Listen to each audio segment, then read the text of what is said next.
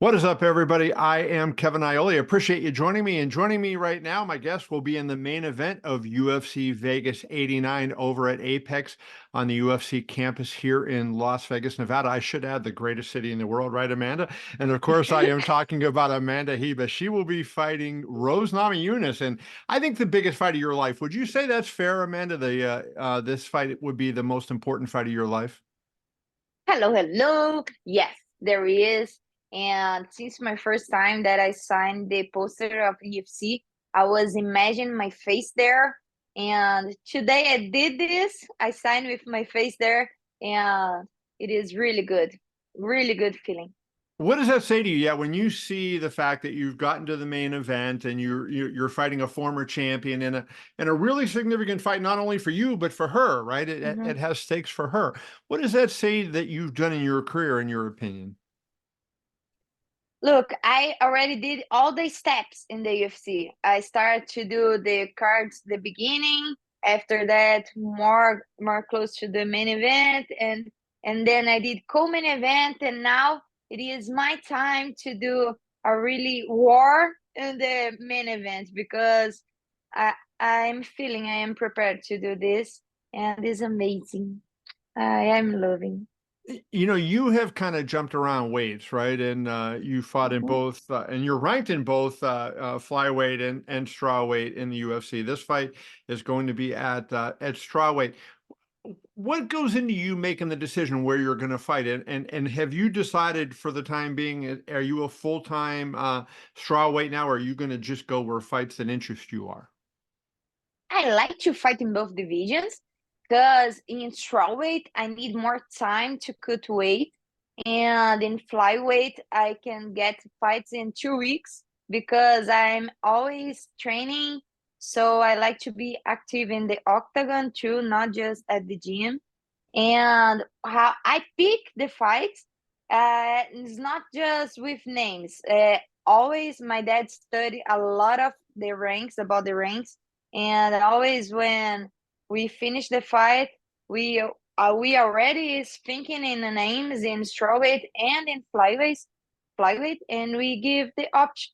We give the options to the UFC to, and sometimes we ask, and because I know UFC, there is a lot of fighters, and I think when we offer to them some names, is good to say, "Hey, I'm here.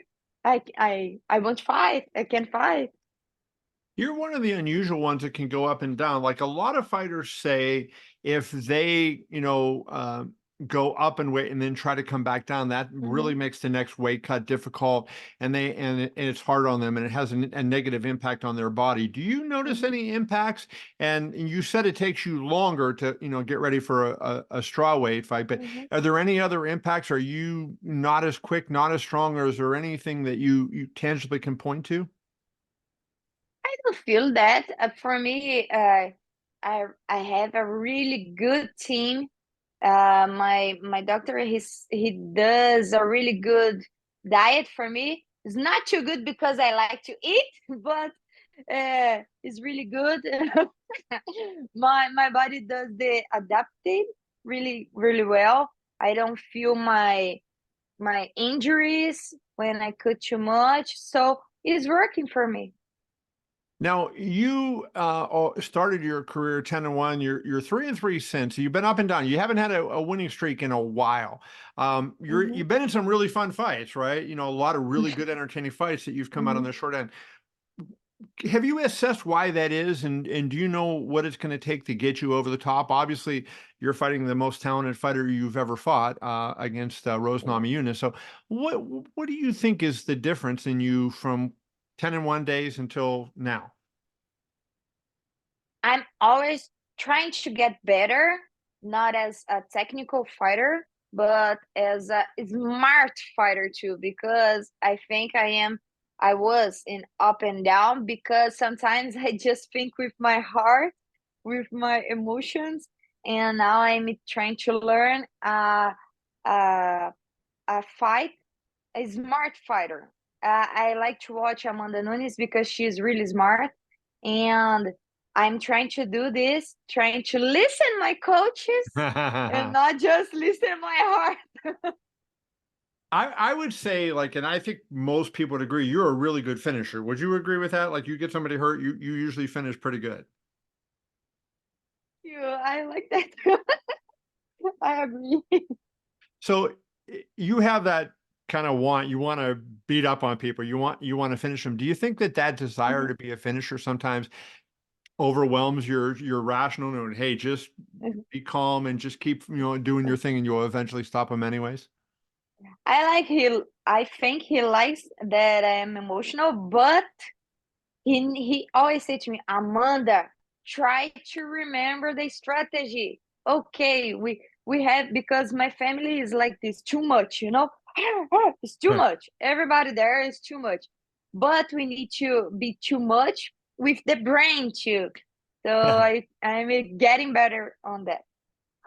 As we look at your record, I mean, you fought so many of the big names. You mentioned Macy Barber, Viviana Araújo, Caitlin Chukagian, Marina Rodriguez, Yeah. Paige Van Zandt, Randa Marcos, Mackenzie Dern.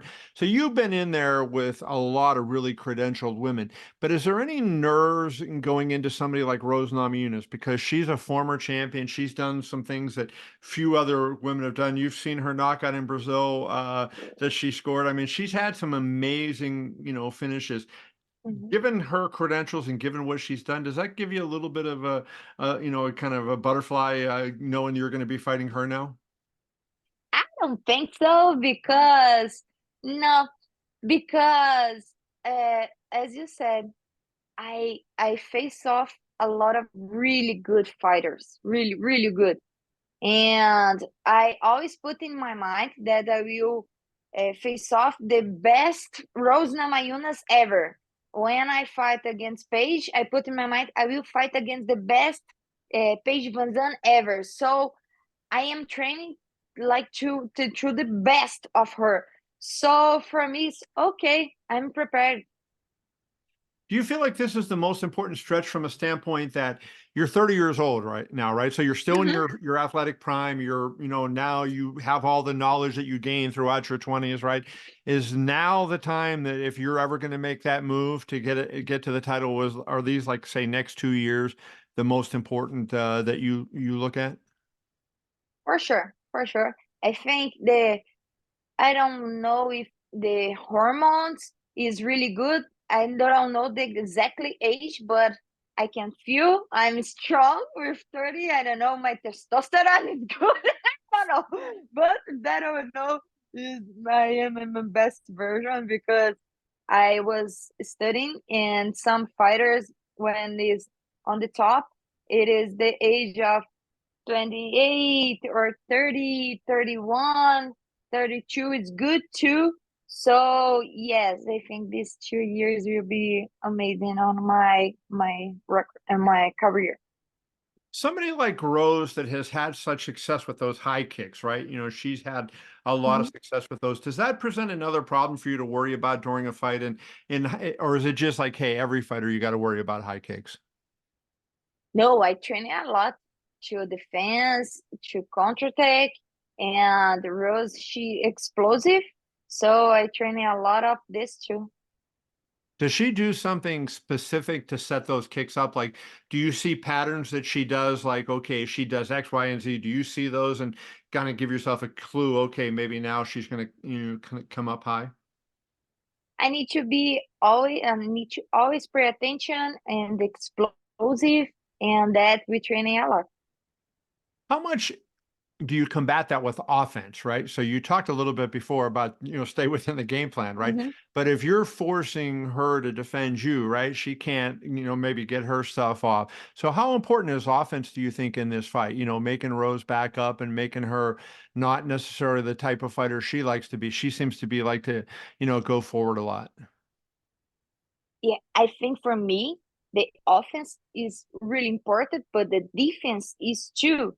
So I'm trying to put on the balance, not too much of one or not too much of other one, because uh, really to be in the UFC need to be really good. So the little details make a lot of difference. So because of that, I'm trying to be more rational, Hmm. rational, Rational, yeah. rational. Did you feel like when you got into the UFC, did you see the difference, not necessarily in the physical skills of the women you were fighting, but in terms of their mental approach to the game? Did you see a difference when you went from jungle fights and moved up from the regional circuit into the UFC? Did you notice that difference in your opponents? That they were smarter and they understood the game mentally as well as physically? Yeah, they're more prepared, prepared for the fight, prepared for the interviews. We have more knowledge about the food, about the how to train, because sometimes in the beginning we want to. I'm talking as myself.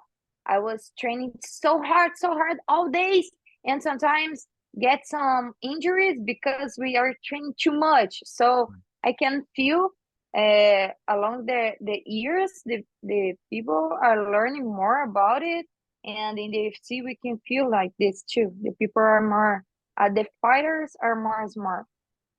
I know, it is what it is, and you have to accept what the UFC gives you, but you're in a situation here where your fight, I think if you were in an arena, you were on UFC 300 card, and the two of you were fighting, that place would be going crazy, right? Because of the kind of, fight that you're going to probably put on, and everybody's going to be into it. Just a small crowd over at Apex. Well, is Mhm. that difficult to motivate yourself and kind of get up, when you don't have that big crowd of people? You did it in the pandemic, so you know what it's like, but Yeah. is it harder than having that big arena feel?